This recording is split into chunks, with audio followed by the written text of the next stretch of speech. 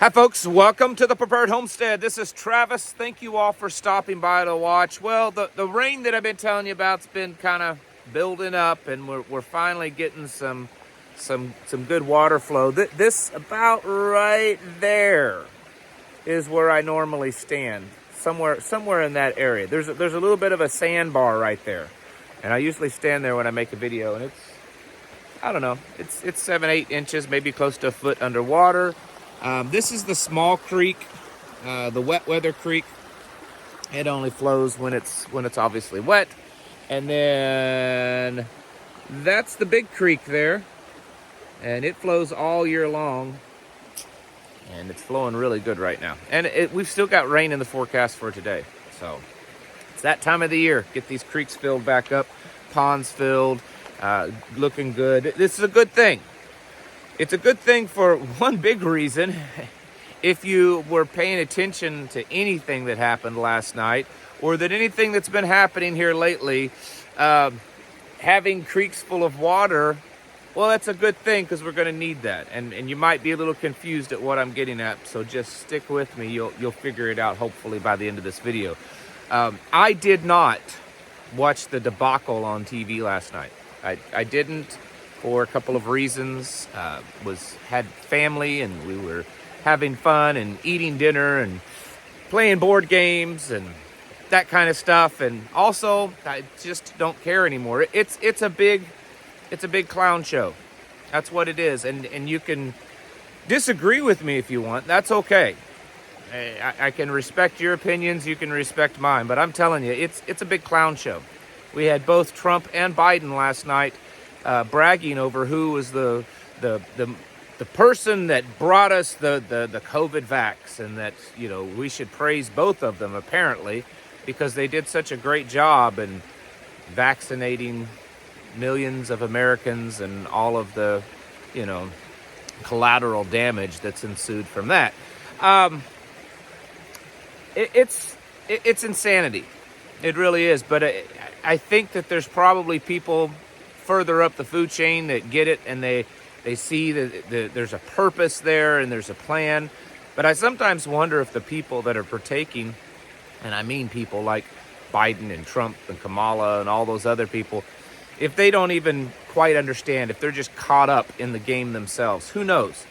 The point is that it's all to put it as G-rated as I can, it's all a Doodoo Show. And you and I, for the most part, are the pawns. And it's, I'm getting to the point that I'm at a loss for words without just saying the same thing over and over again. It's done as far as I'm concerned. The goose is cooked.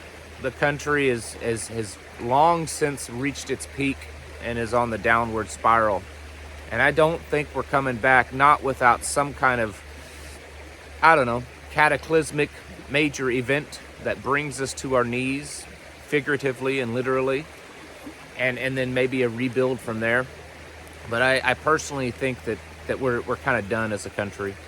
When you see all of the stuff, I mean, we're apparently, like I said, I didn't watch it, but I saw some news headlines this morning. Apparently we're arresting a Gold Star father because he, you know, interrupted Biden's speech.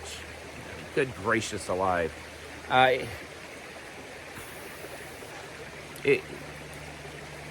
It's ridiculous.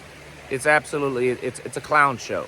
It's like we're watching some, you know, poor quality, you know, low budgeted comedy. And the crazy thing is that so many people actually believe that it's true and it's legitimate and it's great. I don't even know anymore. All I can say is kind of the same things I say all the time, is we've just got to keep getting ready. We've got to, in a way, kind of disassociate ourselves from this clown show. Okay? It's ridiculous. There's no victory that I see in sight for us. I mean, victory for us. And I'm not talking about who would win and get into office, because at this point it doesn't matter who gets in. Any of the possible candidates, and I'm not speaking just of Biden and Trump, any of them. There's no victory there for you and I in sight. We're done as a nation. And I think it's really, really time, and I know most of you have already been doing this. You've been on this train for a while, but for the rest of you that's just starting to realize that it's at that point, it's time to just cut our ties with the federal, with the big, with what's going on beyond our reach, and just focus on ourselves, focus on our families, focus on our loved ones around us, our communities around us, because the corruption and the lies and the evilness, and then it's just at a level that probably has never been seen before in history. So we really need to be focusing on ourselves. And going back to this water, the reason why this is important, especially in light of all the things that's going on in the world, because this is life. This is going to help grow things. I'm standing here. I'm not going to show you to flip the camera around, but as I'm standing here, I'm looking at a couple of dogwood trees that are already starting to leaf out, and they're starting to get their white on. I'm seeing a couple of redbud trees that just tiny. They're just starting to sprout out little redbuds. And so what that tells me, it has nothing to do with politics and global stuff and all the drama and everything. It's that it's getting close to planting season. And so I've got to start focusing on that, because in the end, that's going to do more and mean more to my family than what Joe Biden or Donald Trump or Putin or anyone else says and does. That how much food that I'm able to produce, this water that goes into the aquifers and that helps feed the food that I'm going to produce. That's what's important. Making sure that I have the stuff to produce that. If you're needing garden seeds, the company that we've used almost exclusively for the last 3 or 4 years is True Leaf Market. There'll be a link down in the description below. Very high quality, heirloom, non-GMO, organic. I love their packaging. You can buy most of their seeds in bulk, and they come in a Mylar sealed, vacuum sealed bag. Very good quality stuff. True Leaf Market seeds, so you can find that description down below. But I'm telling you,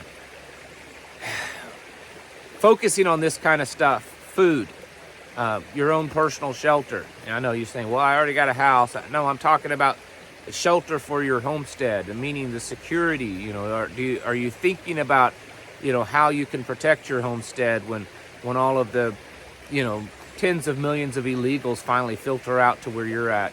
Are you working with the people around you so that when things all fall apart, that you can work together?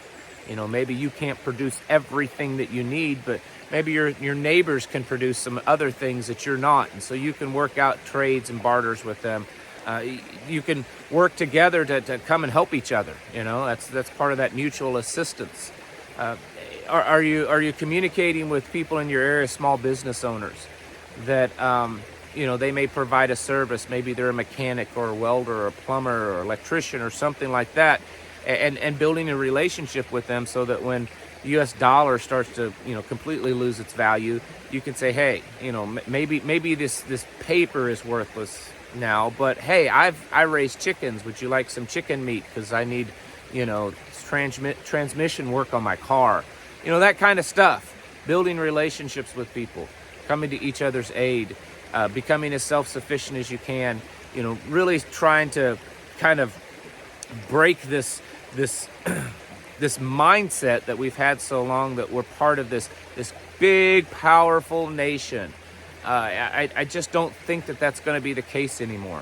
I think we'll eventually get to where we're not even identifying so much as Americans, but maybe whatever we call ourselves in our little locale, area. Because in the end, that's going to be about the biggest thing that matters is you, your family, your tribe, and the community around you. We're not going to change Washington, D.C. I mean, I could be wrong. And if I'm wrong and I'm proven wrong, I'll get on here and I'll admit it in a heartbeat. But we're not going to change Washington, D.C. you're probably not even going to change your state capital. You might be able to have some influence on your state capital, but certainly not on a federal level. And it's done. The damage has been going on for decades now.